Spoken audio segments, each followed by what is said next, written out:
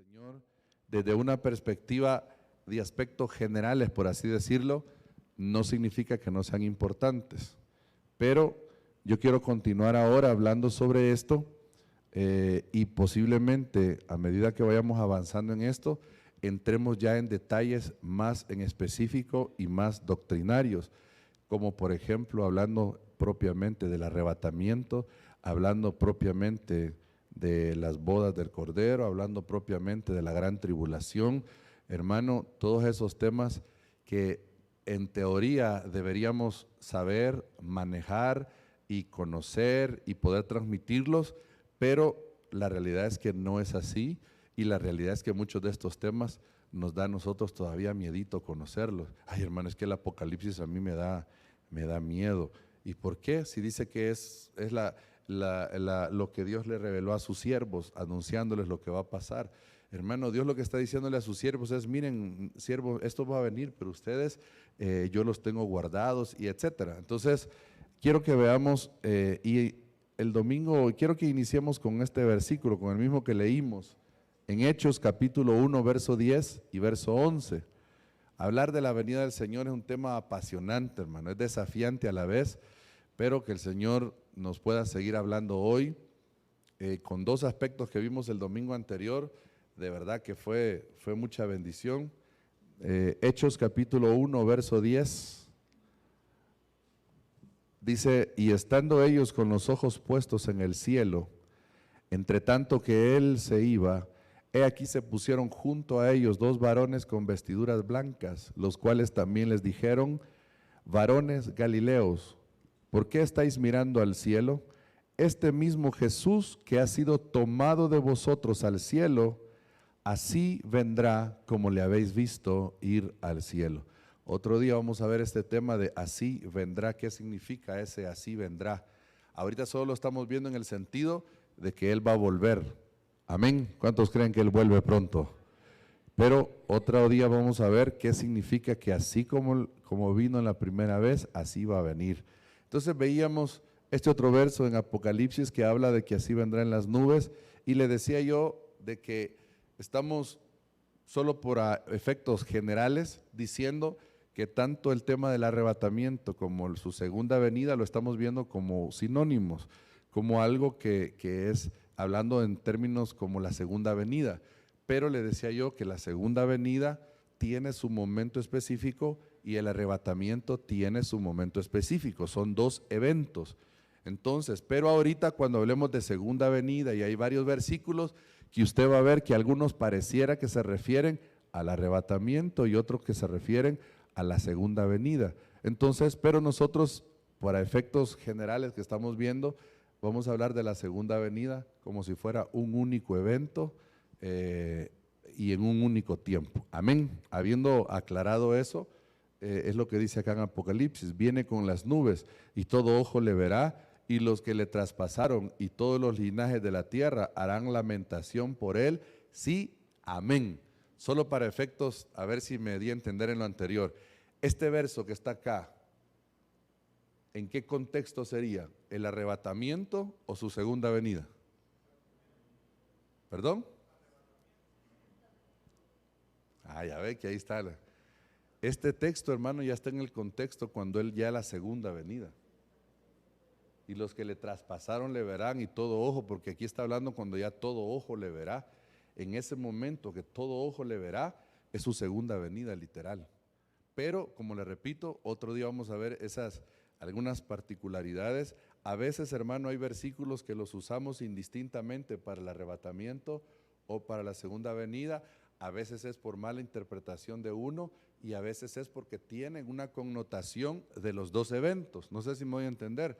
Tiene una connotación, posiblemente, como decía aquí a mi hermano, también el hecho de decir, viene con las nubes, y todo esto que viene con las nubes, ahí dice que así va a regresar, pero dice que nosotros, dice en Hechos, vamos a subir, y Tesalonicenses, y nos vamos a encontrar con Él, es decir, que no va a venir literalmente hasta acá, pero vienen las nubes.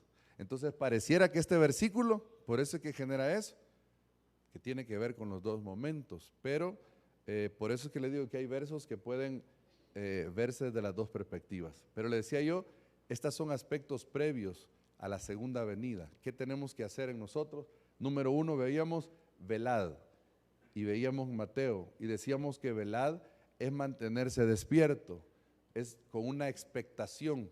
Es como cuando usted y yo, pequeñitos, le decía yo, hablando de los cumpleaños, pero se me ocurre otro ejemplo. Cuando uno pequeño, hermano, con la expectación y no quería dormirse, por ejemplo, para fechas como Navidad, como diciembre, en donde la expectación era, me voy a poner el estreno y voy a reventar cohetes. Esa era la expectación de uno chiquito y no se quería dormir. Situaciones como esas o ejemplos como ese, tal vez tan sencillos o tan burdos, depende cómo lo vea usted, pero había una expectación que ¿por qué no nos dormíamos? Porque estábamos esperando algo. Eso nos hacía no dormir. Entonces significa que si usted y yo estamos esperando al Señor, esa expectación tendría que mantenernos despiertos. Y lo curioso es que el sueño y el dormir son aspectos contrarios a ese estar despierto.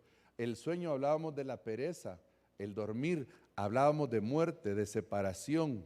Pero yo le quiero hacer una pregunta acá, porque hoy platicando medio con mi esposa le decía yo, mira, ¿qué cosas nos hacen dormir o que nos dan sueño? A ver, ayúdeme usted. En lo natural, ¿qué cosas nos hacen tener sueño? ¿Perdón? Cansancio, ¿qué da más? Dice hermana Mil. La sopa de pita. Bueno, puede ser la ingesta de algunos alimentos o medicamentos que dan sueño. Por ejemplo, yo con esto de mi garganta y esto que he estado esta semana así medio complicado, me tomaba la medicina y de por sí que no mucho me cuesta a mí dormir, pero al momento o a la media hora ya empezaba a cabecear, hermano, porque la mayoría de analgésicos o de antihistamínicos tienen un componente como que, es que yo creo, hermano, que la mejor medicina para la gripe es dormir. Entonces, el reposo, entonces pareciera que esta medicina le hacen ese ingrediente para que uno repose. Algunos pareciera que siempre tienen gripe porque les gusta pasar hasta en el culto. Pero fíjese, mire esto en lo natural, el cansancio, algunos alimentos o algunos medicamentos. ¿Qué más nos da sueño en lo natural? Comer mucho ejercicio, porque sería cansancio ahí. La depresión, una enfermedad,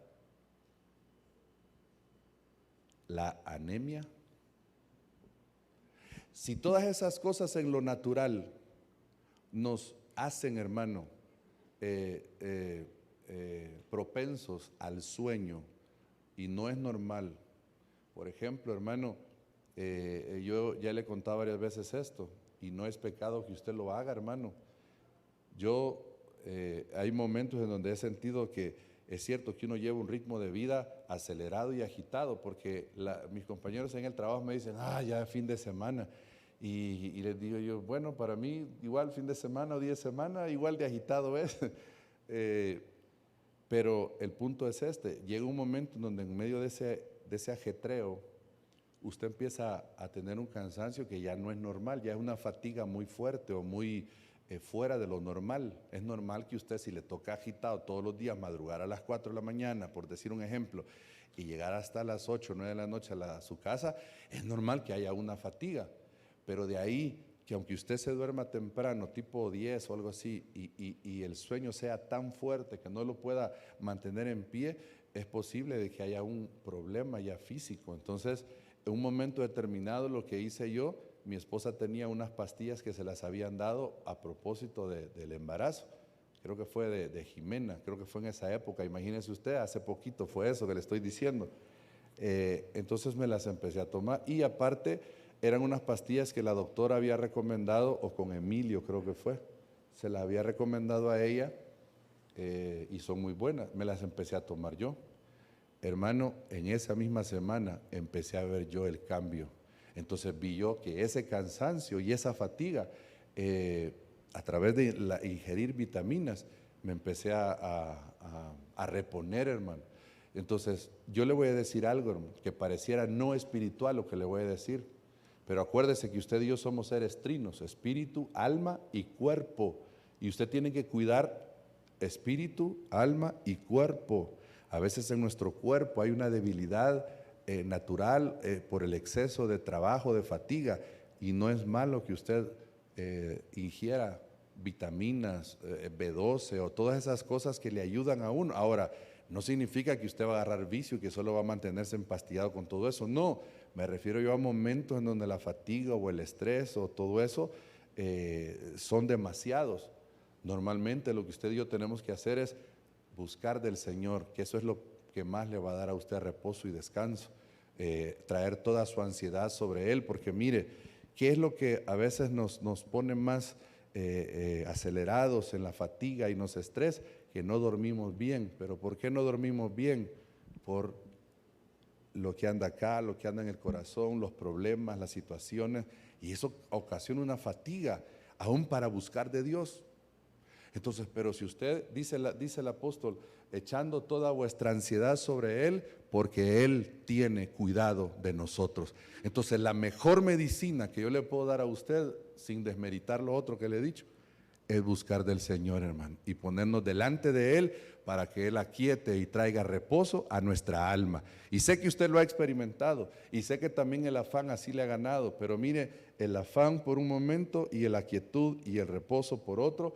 Pero interesante es que cuando hablamos de este dormir, habla de muerte en la Biblia, es un sinónimo de muerte, y muerte significa separación. El problema de no darnos cuenta, hermano, que espiritualmente estamos dormidos, es que estamos separados de Dios. Y la Biblia dice que separados de Él, nada podemos hacer. Y si estamos separados de Él, por ejemplo, imagínense aún el versículo de Apocalipsis que leímos hoy. Dice, y su esposa se ha preparado, pero alguien dormido, ¿y en qué se va a preparar alguien dormido, hermano? Es más, usted se levanta después de haber dormido y lo que menos tiene usted es preparación alguna. Y basta con que se vea en el espejo y usted va a ver que no está preparado para salir. Tiene que haber una preparación previa, tiene que bañarse, peinarse, etcétera, etcétera. Aún para el día a día, usted se prepara, hermano, para afrontar. Si va a salir, se prepara. Si el vehículo lo revisa y se prepara. La vida misma nos demanda una preparación. Entonces, igual la venida del Señor, pero mientras uno duerme, uno no se prepara. Veíamos también, hermano, la oración constante. Y aquí veíamos el tema de la viuda que le pedía al Señor, hazme justicia. Decíamos una oración persistente, constante, permanente, y terminábamos diciendo que cuando el Hijo del Hombre venga, hallará fe en la tierra, porque le decía yo de que el velad no se puede hacer sin una vida de oración, y una vida de oración no se puede tener sin una vida de fe, que es lo que vamos a ver ahora. Entonces yo quiero que me acompañe ahí mismo en Lucas 18. Hoy vamos a hablar sobre una fe activa, una fe viva, porque lo que me impresionó a mí cuando yo le decía, Señor, hemos hablado de tu venida y de qué vamos a continuar hablando. El Señor me trajo este versículo, le decía yo, porque me puso en mi corazón, cuando el Hijo del Hombre venga, ¿hallará fe en la tierra? Porque hoy mucha gente, hermano, está cediendo terreno en muchas áreas, pero una de ellas es en el creer. Entonces le voy a leer estas versiones en la parte B del Lucas 18, verso 8, la segunda parte. Normalmente un versículo cuando tiene primera y segunda parte hay un punto y coma que los divide entre la primera y segunda parte.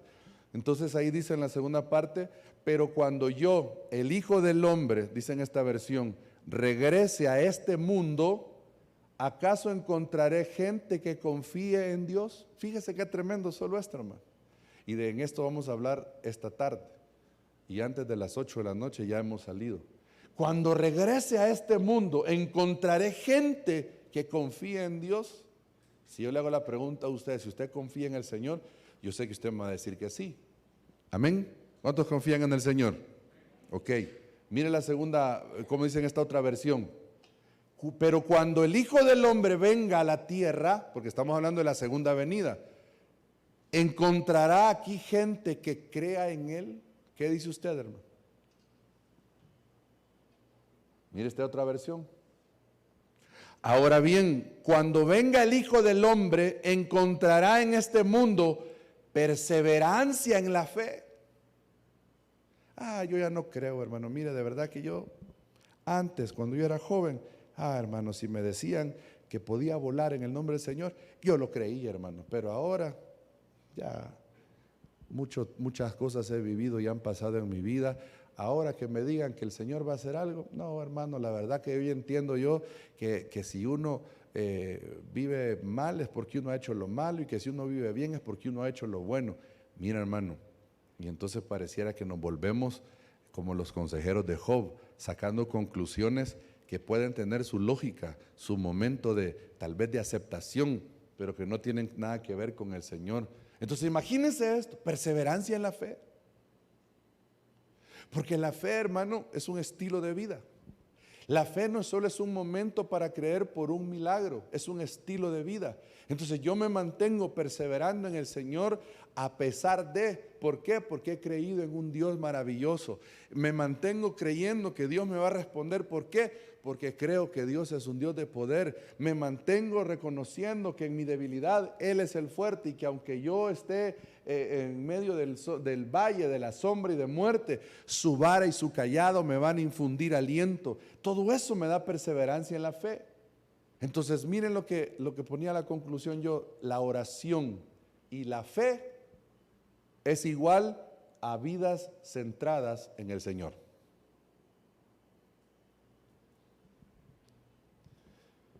Si yo soy una persona de fe, soy una persona de oración. Si yo soy una persona de oración, soy una persona de fe. Y mi vida está centrada en Él. Y persevero. Hermano, por eso el Señor en varios pasajes dice: y el que persevere hasta el fin. Y perseveraban estos. Y la perseverancia, hermano, porque mucha gente está dejando de perseverar. Qué increíble es esto, hermano. Pero avancemos acá. Algunos aspectos donde voy a evidenciar esa fe, hermano, esa fe activa. Número 1, ponía acá en lo material, su provisión. Mateo 6:30, que es un pasaje extraordinario, hermano, dice: y si la hierba del campo que hoy es y mañana se echa en el horno, Dios la viste así, ¿no hará mucho más a vosotros, hombres de poca fe? ¿Dónde tengo que evidenciar fe, hermano? En la provisión de Dios, en el cuidado de Dios, en que si Él cuida de la hierba del campo, de los pajarillos, también va a cuidar de mí, hermano. Yo no me puedo poner a pensar de que estoy a merced de la desgracia, de que estoy a merced de como cuando la viuda dijo: mira, solo un poco de harina y un poco de aceite, iba a ser una torta y nos íbamos a dejar morir. Imagínense la fe de ellos. Pero viene el profeta y le dice: ok, está bien, pero ¿sabes qué? Antes de eso, prepárame una torta a mí porque tengo hambre. Y mira, y la pones no sé cómo y que no sé qué. Hermano, y le da una palabra de parte del Señor. Y le empieza a decir después, entre esa plática, que no iba a escasear ni el aceite ni la harina. ¿Por qué? Porque Dios había dicho eso.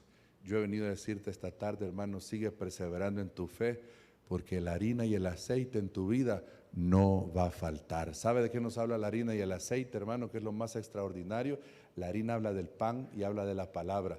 Y el Espíritu Santo, hermano, reflejado en el aceite. Si algo te puedo decir de parte del Señor, que palabra no te va a hacer falta, y el Espíritu Santo tampoco, y eso te va a sostener y eso te va a sustentar. Entonces eso es lo que nos debe mantener a nosotros, su palabra y su Espíritu, con una fe viva y activa de saber que aunque mis ojos vean cosas adversas, mi Dios sigue estando en su trono, hermano. Porque no significa que tener fe sea sinónimo de no ver problemas. Tener fe significa que aunque problemas hayan, mi confianza sigue puesta en el Señor. Jehová dio, Jehová quitó, sea el nombre del Señor bendito. Y no atribuyó Job a Dios despropósito alguno. ¿Y por qué pasa esto, hermano? ¿Por qué se fue? ¿Por qué murió? ¿Y por qué el Señor me la quitó? Porque por esto, mire, revisémonos, está bien. Volvámonos y pidamos perdón si es necesario. Pero debemos entender, hermano, que el Señor mismo dijo: en el mundo tendréis aflicción, pero confíen, yo he vencido al mundo. Entonces, tener fe no es sinónimo de que usted no va a tener problemas o que ya no se va a pelear, hermano. O que el yerno ya no se va a pelear con la suegra, o que la suegra con la nuera ya no se van a pelear, o que entre esposos ya no va a haber inconveniente. Hermano, eso no es. El tema es que eso cada día va a ir menguando. El tema es que a pesar de esas circunstancias, que a pesar de que hayan gigantes, como cuando David enfrentó a Goliat, usted va a saber que más grande es el que está con usted que el que está en contra de usted. Entonces, en lo material, en los días que vivimos, ok, Señor. Yo le decía algo a mi esposa con respecto a lo del terreno y eso, al local. Mira, y estamos orando, pidiéndole al Señor conforme a nuestra posibilidad o conforme a lo de Él. Yo conforme a lo de Él, me dijo ella, ¿verdad? Y yo creo que conforme a nuestra capacidad andamos buscando y así hemos pedido. Señor, por ahí anda lo que podemos pagar, por ahí anda. Y entonces me confrontó eso, hermano.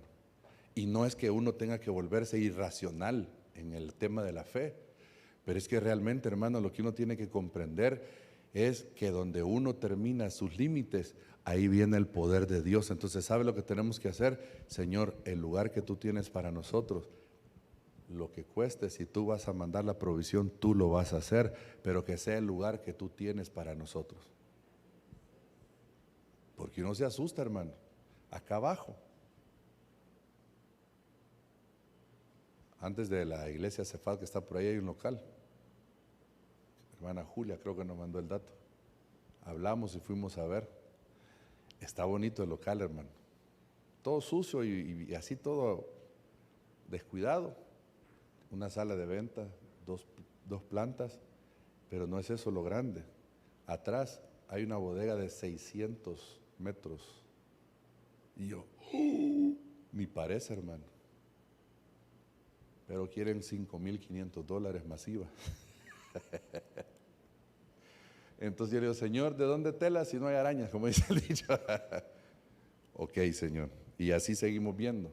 Claro, no nos vamos a volver irracionales, pero no podemos negar que en medio de eso pudiera de repente el Señor tocar a alguien y decir: no, miren, ¿saben qué? Aquí está este edificio, o aquí está este local, o lo que sea. Hermano, Dios puede hacerlo. Así que oremos y creámosle al Señor, ¿verdad? En lo material, en su provisión. Número 2, en la adversidad. Esto es bien tremendo, hermano. Yo solo sacaba acá el versículo de Mateo 8:26. Él les dijo: ¿por qué teméis, hombres de poca fe? Entonces, levantándose, reprendió a los vientos y al mar, y se hizo grande bonanza. ¿Qué es lo que pasó con ellos? Hermanos, se llenaron de temor, se llenaron de aflicción. ¿Por qué? Porque el viento y el mar se levantaron contra ellos. Y lo que el Señor les dice es: ¿por qué temieron, hombres de poca fe? Mira, hermano, era como para decirle o responderle al Señor: Señor, ¿y que acaso no ves el viento y el mar, pues? ¿Sí o no? ¿Cómo me pregunta que por qué tuve miedo, Señor? Y que no estás viendo, Señor, el problema que se ha levantado, Señor, y que no estás viendo la enfermedad. ¿Cómo no me voy a afligir, Señor? Porque mira, hermano, si uno a veces se molesta es cuando alguien le dice a uno: hermano, mire, ¿será que ora por mí? Porque mire, viera, me está pasando esto y que alguien le diga a usted: no se preocupe, Dios tiene la salida. Oye, hermano, por un lado uno se anima, pero por dentro, como no es Él, fácil es decirlo, pero si estuviera en mis zapatos, que ahí quisiera verlo yo. Pero mire lo que le dice el Señor: ¿por qué temen, hombres de poca fe? Entonces, en medio de la adversidad, hermano, se va a probar nuestra fe.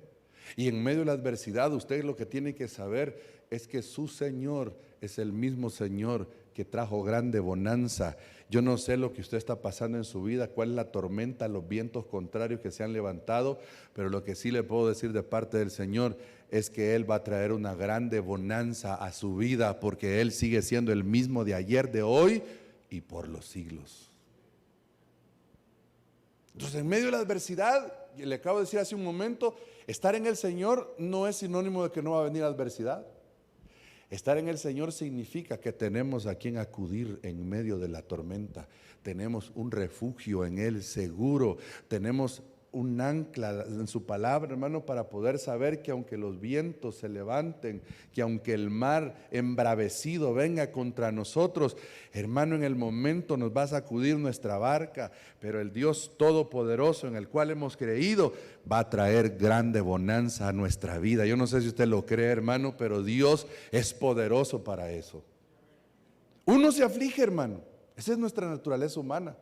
Ante un problema, y ahora, ¿quién podrá ayudarme? Y no hay Chespirito que aparezca. Pero ¿sabe qué? ¿Qué deberíamos de hacer nosotros? Ay, Señor, esto que se ha levantado, esta tormenta, está fuerte, pero yo te tengo a ti, Señor. Y meterse al refugio de su Señor, y meterse bajo el propiciatorio y decirle: Señor, ten misericordia y sé propicio. El temor ha llegado a mi corazón, porque mucha gente está atemorizada en medio de lo que está viviendo, hermano. ¿Y qué les dijo el Señor ahí? ¿Cuál era el problema? ¿Cuál era el problema? ¿Por qué habían dado lugar al temor? La poca fe. Mira, hermano, ayúdame usted acá. Es que mire, solo este tema, hermano. Traigo como 20 slides. Mire, ayúdeme usted.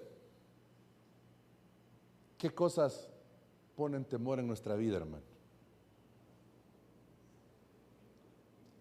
Ayúdeme. Enfermedad, la inseguridad, lo económico. ¿Quién? Lo desconocido. Los geckos. ¿Quién dijo los geckos? No. Sí, porque hay cosas que nos dan temor, pero no a todos. Pero estoy hablando de cosas que de verdad nos sacuden. Que nos quiten un empleo, que un hijo, hermano, caiga bajo una enfermedad o bajo un problema serio. ¿A quién no va a afligir eso, hermano? Y en medio de esa adversidad, en medio de todo eso, viene el Señor y les dice a ellos: ¿por qué temen, hombres de poca fe? Ahora imagínese usted, yo no sé si usted ha venido atemorizado hoy por algo, o si algo está atemorizando su vida, pero imagínese que el Señor le dijera: hijo, ¿por qué temes, mujer u hombre de poca fe?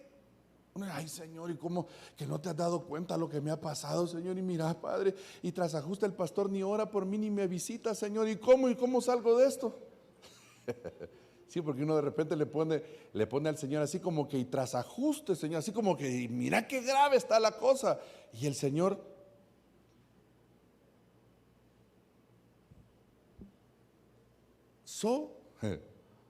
y entonces, en la adversidad, ¿tiene alguna adversidad usted, hermano? ¿Cuántos tienen alguna adversidad? Sea pequeño o grande. ¿Grande su mano? No tema, no tema. Dios puede traer una gran bonanza a usted, pero crea en el Señor, crea en el Señor. Diga: Señor, yo sé que tú puedes traer orden a esta situación. Yo sé, Señor, que esto que se ha levantado hoy pudiera ser producto que el enemigo lo haya traído, pudiera ser nuestras decisiones, pudiera ser muchas cosas, pero al final, Señor, si yo creo en ti, si yo pongo mi mirada en ti, vendrá grande bonanza sobre mi vida. Hermano, hay una gran bonanza de parte de Dios para este año sobre tu vida, pero cree.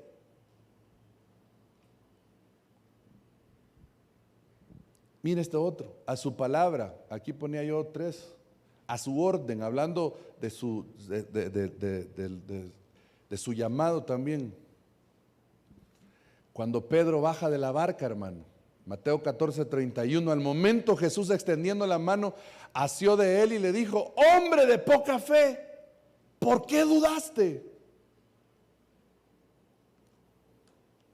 Pedro, hermano, estaban en un momento en donde igual estaban en la barca, había tempestad, y de repente vieron como fantasma que alguien venía y dijeron: un fantasma, y se atemorizaron. Y viene el Señor y le dicen, estaba la tormenta, estaba el Señor, dice, Señor, si eres tú, porque él dijo, yo soy, no temáis. Y entonces viene Pedro y le dice, Señor, si eres tú, manda que yo baje y vaya a ti sobre las aguas. Y entonces ven, le dijo el Señor, y lo llamó y le dio una palabra. Y entonces Pedrito se bajó y empezó a caminar siguiendo esa orden del Señor y siguiendo esa palabra. Y entonces, a medida que iba caminando, dice la Biblia que al ver el fuerte viento, se comenzó a hundir. Mire, hermano, muchas veces el Señor ha hecho un llamado a nuestras vidas, ha mandado su palabra y sobre esa palabra hemos caminado. Ok, Señor, le voy a poner un ejemplo parecido a lo de Pedro. Ok, Señor, me ha llamado al ministerio, yo me lanzo, Señor. Entonces muchos se han lanzado al ministerio, pero de repente ha venido la escasez, la necesidad, y entonces ahí tienen dos opciones. O en medio de la tempestad se mantienen sabiendo que fue voz de Dios que oyeron, o se van a comenzar a hundir. Pero nuevamente, hermano, ¿cuál fue el problema? ¿Cuál fue el reproche del Señor? Hombre de poca fe, ¿por qué dudaste?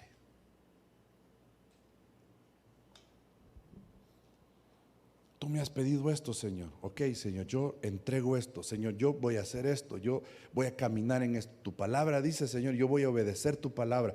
Y empezamos, y de repente pareciera que le obedecemos al Señor, pero empezamos a ver, porque el problema de Pedro, hermano, parece sencillo, pero fue bien tremendo. El problema de Pedro es que primero estaba viendo al Señor y estaba oyendo al Señor. Oiga esto, hermano. Pero cuando empezó a caminar, él caminó sobre las aguas, pero desvió su mirada. Y empezó a ver, y dijo Pedro, imagínese usted, hermano, se bajó y empezó a decir, sobre el agua. Y la tormenta, hermano, porque yo nunca había visto eso. Yo había pasado de noche eso y hace poco lo veíamos eso. Yo no me había percatado, hermano, que cuando Pedro se baja de la barca, la tormenta ahí estaba todavía. Uno ve aislada la cosa, pero usted vuelve a leer el texto. Estaba la tormenta, iba Jesús y Pedro se bajó, a pesar de la tormenta se bajó. Fíjese, tuvo un acto de fe, arranque de fe, creyó en la palabra, el llamado del Señor y empezó a caminar, pero en ese caminar desvió su mirada del Señor y empezó a ver el fuerte viento, las olas y empezó a dudar. Entonces, ¿qué significa eso? ¿Se acuerda lo que hablábamos de la perseverancia? Dejó de perseverar él en la fe, en ver al Señor, porque ¿qué es fe? Es poner mi mirada en el Señor, hermano. Entonces viene Pedro y desvía su mirada del Señor y empieza a ver las circunstancias. Hermano, mire, si David desvía su mirada y ve únicamente a Goliat, no lo hubiera enfrentado. Pero David lo pudo enfrentar porque su mirada siempre estuvo en su Señor. Yo no sé qué gigante está alrededor suyo, qué tempestad está alrededor suyo, pero si el Señor lo llamó, si el Señor le ha dado una palabra, si el Señor le ha dicho, desierto te voy a bendecir, desierto yo te voy a ayudar, manténgase ahí perseverando, porque usted va a ver la recompensa del Señor. Es impresionante que a pesar de eso, hermano, el Señor le levantó, porque uno tiene sus fracasos de fe. Y si yo le pregunto, tal vez muchos de acá hemos tenido esos fracasos de fe. No, mira, hermano, yo sí le empecé a creer al Señor, empecé a hacer esto, empecé a lo otro, empecé a diezmar, a ofrendar, pero de repente vi que no me alcanzaba, entonces dejé de hacerlo, dudó. Entonces, ¿sabe qué? En esos fracasos de fe viene la mano del Señor. Y yo te quiero decir esta tarde también que aún en medio de esos fracasos de fe, la mano de misericordia del Señor viene para levantarnos nuevamente. Fue lo que pasó con Pedro. Lo agarra de la mano, lo levanta, lo saca, y aunque lo reprende, hermano, pero Pedro entendió algo, que Dios siempre iba a tener cuidado de él. Porque Dios siempre tiene cuidado de uno, hermano. Número 4. A lo sobrenatural, hermano. Fíjese esto qué curioso.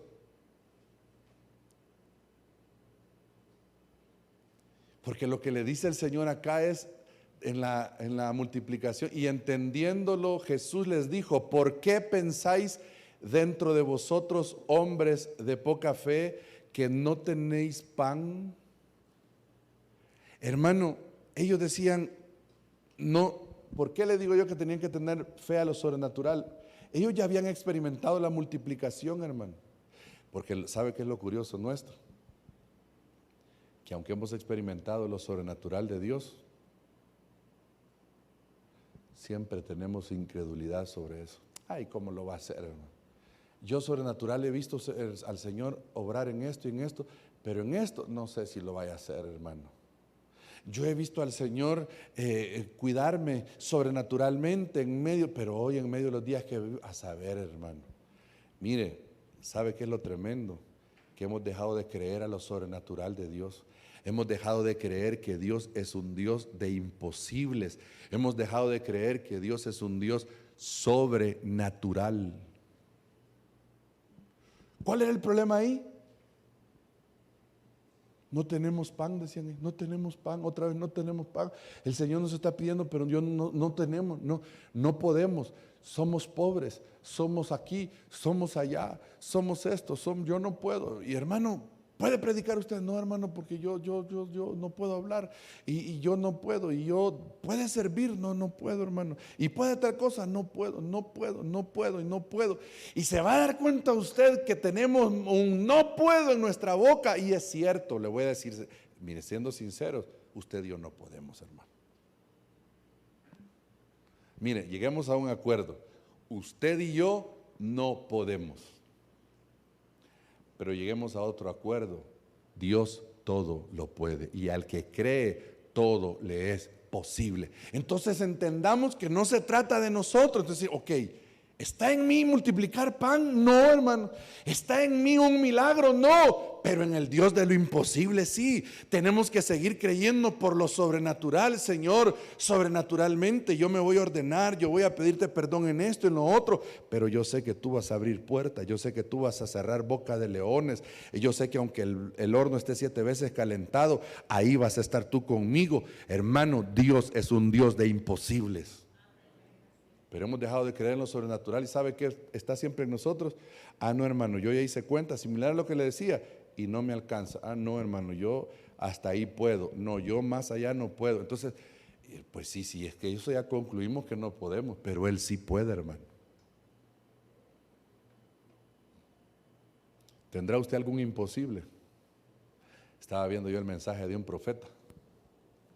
Y dice, ¿cuántos tienen algún imposible? Dijo, y la gente levantó su mano. Y dijo, acabo de ver una palabra. ¿Cuál es su imposible? Dijo él. Mencione cuál es su imposible. Y la gente lo mencionó. Y dijo, quiero decirles algo de parte del Señor. Es su imposible, que ya le puso un nombre a usted, identificando lo que es. Dios me ha hecho ver que sobre todo dice ahí, milagro, milagro, milagro, milagro. Ya no se llama su imposible, se llama milagro de Dios, les dijo. Ah, hermano. Y yo dije, Señor, que todos mis imposibles ya no sean eso, sean un milagro de parte tuya, Señor. Yo no sé cuántos imposibles tendrá usted, pero ¿y por qué no decidimos creer que este año pueden ocurrir milagros, prodigios y maravillas de parte de nuestro Dios, hermano? Ay, porque ya todo el año lo creí. ¿Está seguro, hermano? ¿Y qué si Dios estaba esperando un momento que usted siguiera perseverando y usted cedió? ¿Y qué si Dios estaba esperando, hermano, el momento porque hay bendiciones que llegan no fuera de tiempo, hermano, llegan en su momento, llegan no cuando nos las esperamos, pero llegan a lo sobrenatural. Dios es un Dios, dice Marcos Witt con el canto, sobrenatural. Planee conforme a sus fuerzas, pero crea conforme al poder de Dios, hermano.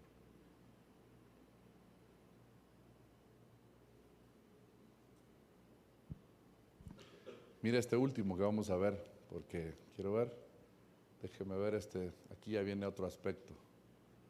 Eso es tremendo, hermano, esta división de la fe. Mire, a ser usados por Él. Hasta en eso tenemos que mantener la fe, hermano. Mateo 17:20, Jesús les dijo, por vuestra poca fe, otra vez, mire, porque de cierto os digo que si tuvierais fe como un grano de mostaza, diréis a este monte, pásate de aquí a allá, y se pasará, y nada os será imposible. ¿Por qué no pudimos, Señor? Por su poca fe. A ser usados por Él, hermano. Debemos de creer que Dios puede usarnos a nosotros. A mí, hermano, me va a usar el Señor. Si es que ya le dije otra vez, no se trata de nosotros, se trata de Él. No, hermanos, que yo veo en la Biblia que esos hombres que usó el Señor, esos eran hombres especiales, hermano. No. ¿Sabe qué fue lo especial de esos hombres? Que el Señor los tomó en cuenta, hermano. Usted busca a Abraham, el padre de la fe, y mintió 2 veces por su esposa. Y metió las 4 con la sierva, con Agar. Usted ve a Moisés, hombres tremendos, y golpeó la roca cuando el Señor le había dicho, háblale a la roca. Entonces no eran hombres perfectos, hermano, eran hombres con pies de barro como los suyos y como los míos. ¿Qué fue lo especial de ellos? Que decidieron, a pesar de su bajeza, a pesar de sus errores, creer en el Dios que los había llamado para usarlos. Por vuestra poca fe, porque si tuvierais fe como un grano de mostaza. El grano de mostaza, ¿cuántos conocen el grano de mostaza, hermano? O más bien, ¿cuántos no lo conocen? ¿Quiénes no conocen? Levanten la mano, el grano de mostaza, ¿quiénes no lo conocen? Pero la chía o el chan, ¿lo conoce? Pues similar a una semillita de chan o de chía es la mostaza. Entonces, pero y entonces, hermano, ahí no entiendo, porque dice poca fe y después le dice que como un grano de mostaza. Entonces, ¿a qué se refiere? Es que eso lo tenemos que interpretar como cuando el Señor dijo que la mostaza era la más pequeña de las semillas, pero que cuando nace se vuelve la más grande de las hortalizas. Entonces, cuando el Señor dice que quiere una fe como la del grano de mostaza, lo que está diciendo es, no importa que tu fe hoy sea pequeñita, pero que se vaya desarrollando. Señor, hoy estoy creyendo, pero quiero creer más, aumenta mi fe, como le dijeron los discípulos, Señor. Y si esa fe es la que usted tiene, hermano, usted va a ver la mano de Dios, sobre todo para ser usado por Él. Yo, hermano, ir a predicar, ay Dios, hermano. ¿Y por qué no?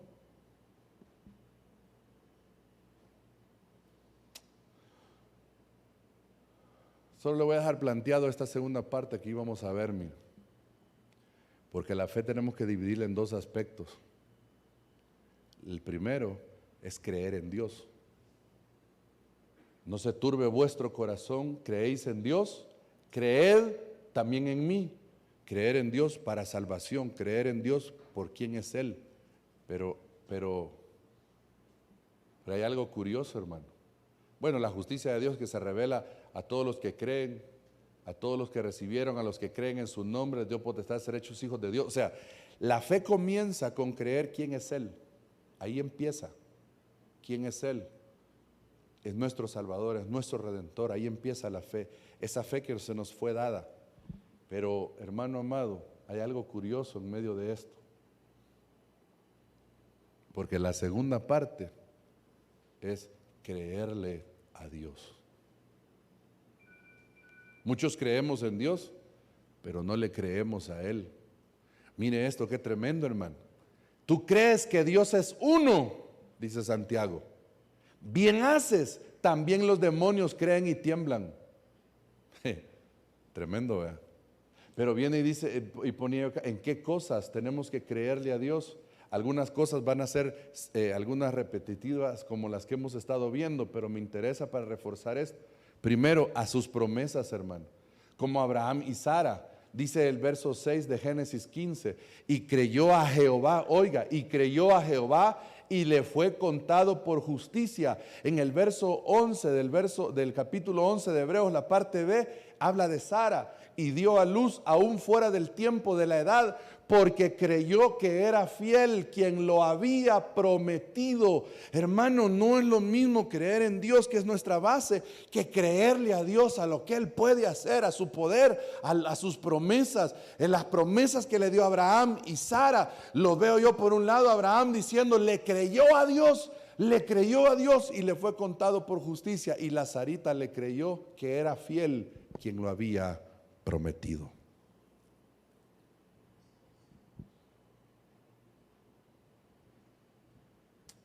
A su visitación, hermano.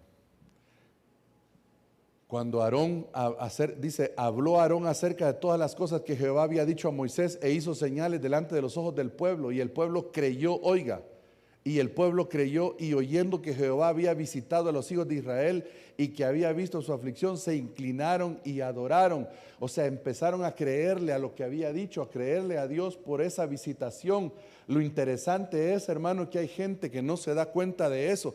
Usted y yo tenemos que creer a las promesas de Dios, pero tenemos que creer que Dios es un Dios que nos está visitando, está trayendo de su presencia. Porque cuando Él visitó a Israel, hermano, Él dice que te derribarán a tierra, les dice la sentencia lapidaria que el Señor les dio a tus hijos dentro de ti, no dejarán en ti piedra sobre piedra, por cuanto no conociste el tiempo de tu visitación. Hermano, hay gente que ha dejado de creerle a Dios, ha dejado de creer que Dios lo está visitando, que Dios tiene un plan para su vida. Y entonces hay mucha gente que ahora, hermano, está más entusiasmada en un deporte, en un hobby, en un trabajo, que en lo que Dios le ha pedido. Lo tremendo es que a Israel le dice, vendrá destrucción sobre tu vida. Este que está similar lo vamos a pasar rápido. Creerle a ser instrumentos del plan de Dios. Creerle a su palabra, lo vimos también. A su doctrina, a su enseñanza. Entonces el procónsul, viendo lo que había sucedido, creyó, maravillado de la doctrina del Señor.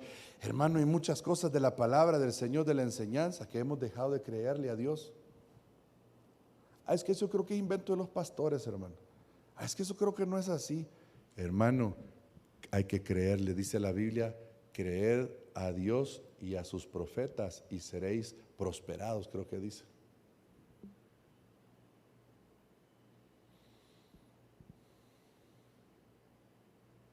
A sus siervos.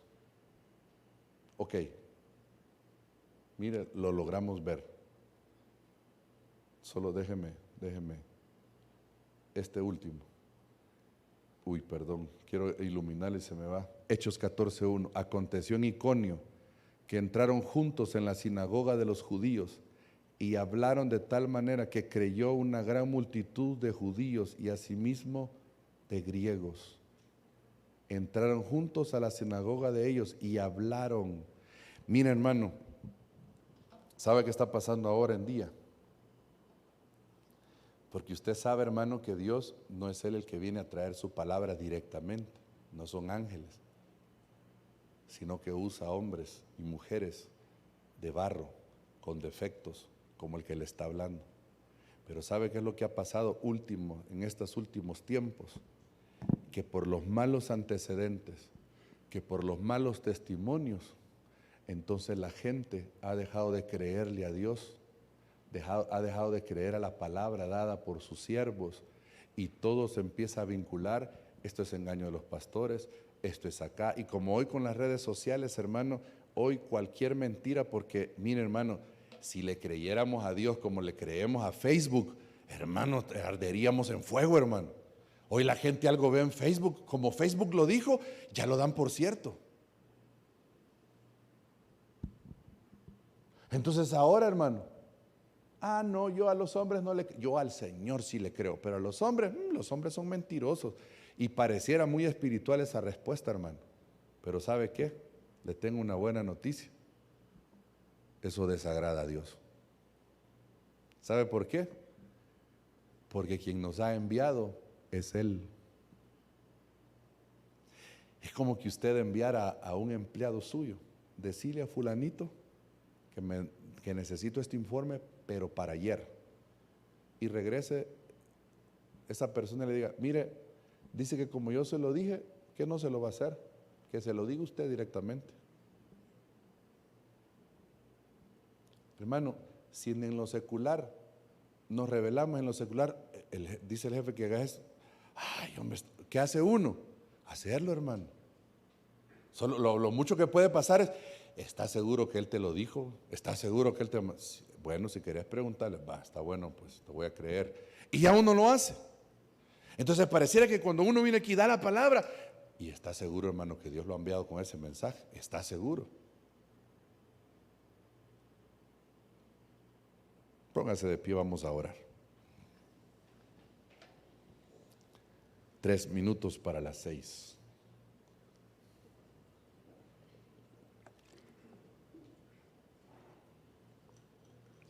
Hermano, cuando ya uno ve en perspectiva la venida del Señor con todos estos detalles, le hago una pregunta antes de que oremos. Ayúdeme a contestarla a usted. No se preocupe, todos tenemos que contestar. ¿Estaremos preparados? ¿Qué dice usted?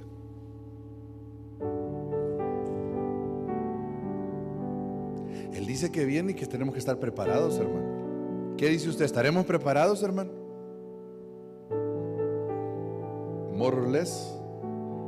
¿Sí? ¿No?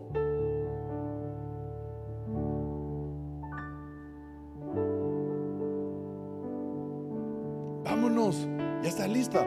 Sí, ya estoy listo. Solo me falta bañarme y cambiarme. Ah, no, hombre, entonces no estás listo.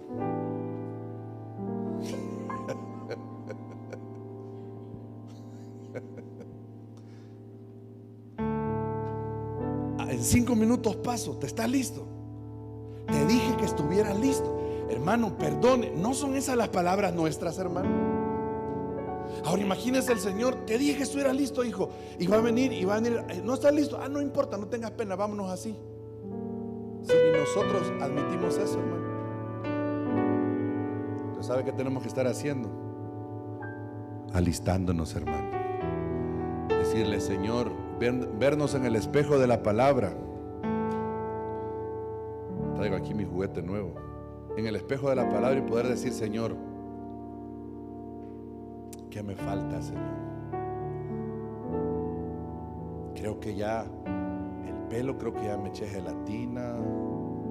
Ay, Dios, pero me eché gelatina y no me había bañado. Todo tiene un orden.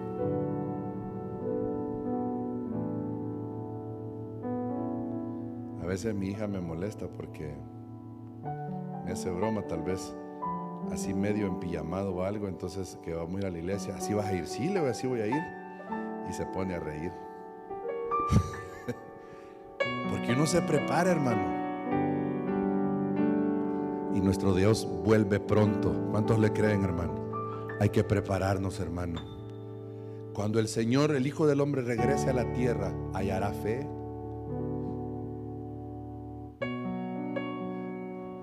¿Cuántos le queremos decir al Señor, Señor, yo quiero que hayas fe en mí cuando tú vengas? ¿Cuántos anhelarían si el Señor viene esta noche a hallar fe en nosotros? Levanten sus manos y digámosle, Señor, yo quiero estar preparado, Señor. Señor, yo quiero prepararme. Yo quiero que cuando tú vuelvas, tener una fe activa en mí, Señor.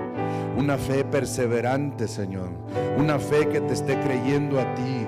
Una fe que me haya llevado a creerte a ti, Señor amado. Una fe que me esté llevando a creerte a ti, a tus promesas, a tu palabra, a tus enviados, Señor amado. A que podamos ser instrumentos tuyos, Señor, como lo hemos visto, Señor amado. A tu enseñanza, Señor. El que quiera hacer la voluntad de Dios conocerá mi doctrina, dijo el Señor. Padre, ayúdanos.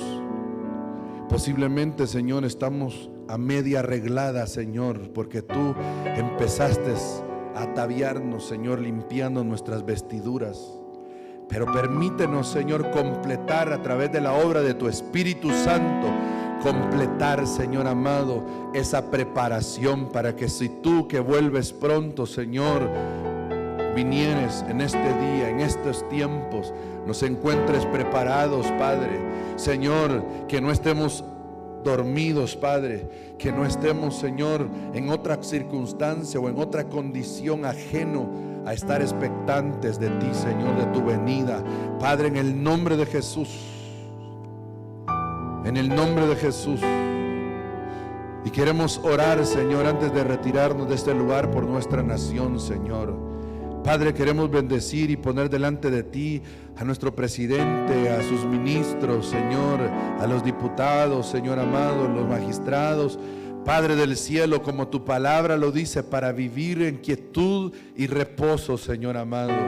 Señor, que si fuerzas extrañas, Señor, están queriendo invadir nuestra nación, Señor, si pensamientos contrarios están queriendo llevar a los corazones a nuestras autoridades, Señor, que tú tomes el control, Señor, guárdanos. Bendecimos al presidente, bendecimos a los ministros, pedimos por la salvación de sus almas, Señor amado.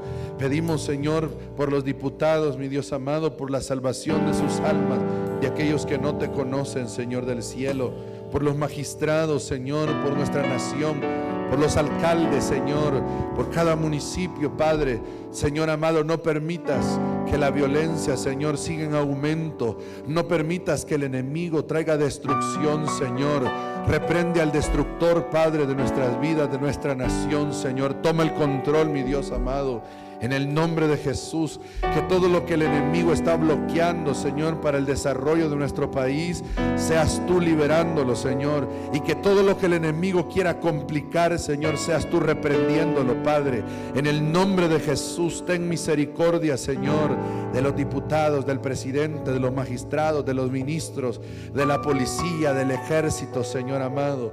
Por favor, Jesús, por favor, Padre, recuerda lo que tú le dijiste a tu siervo Abraham, que por causa de los justos tú no destruirías Sodoma y Gomorra, Señor amado. Y yo creo que en este país habemos más de 50 justos, Señor. Bendice nuestra tierra, Señor. Bendecimos al Salvador, Padre.